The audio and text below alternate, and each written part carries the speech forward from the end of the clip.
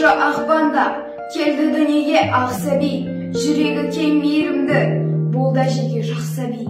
Тоқтар баймен көрпешке, аға болды үлгілі, жастайынан әдеби шығарманы оқыды. 14-15 жасынан өлең жаза бастады, үлгі беріп жастарға. Жүрегінде жаны бар, өлең тулап жанынан, жыр сыйлайды жанына.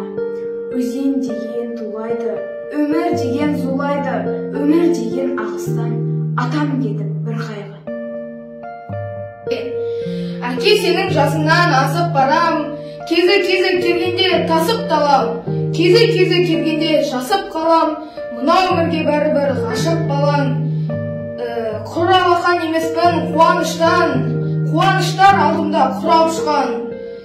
Бір арыстан өмірден өткенімен, өмір сүріп келеді тірі арыстан.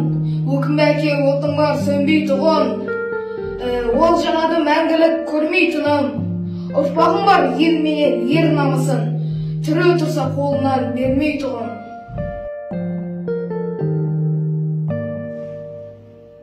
Мұқағали Мақатаев: шеше, сен бақыттысың, жыламағын.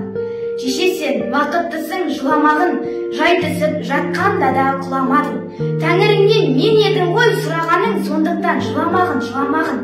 Бармын ғой, тірімін ғой, қасындамын. Өлмеймін, мен өзіңдей асылданмын. Таусылып өз-өзіңнен шашылмағын, байырғы берекеңді қашырмағын.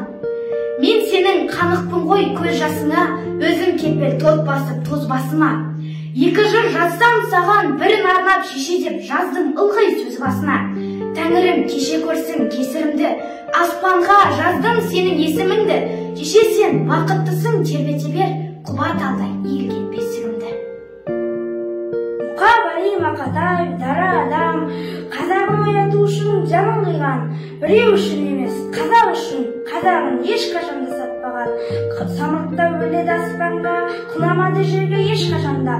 Қазағым өлдей бер дегені сол сәттен-ақ жанға батты. Мұқағали Мақатаев дара адам, даналығымен елдің көзін ашқан.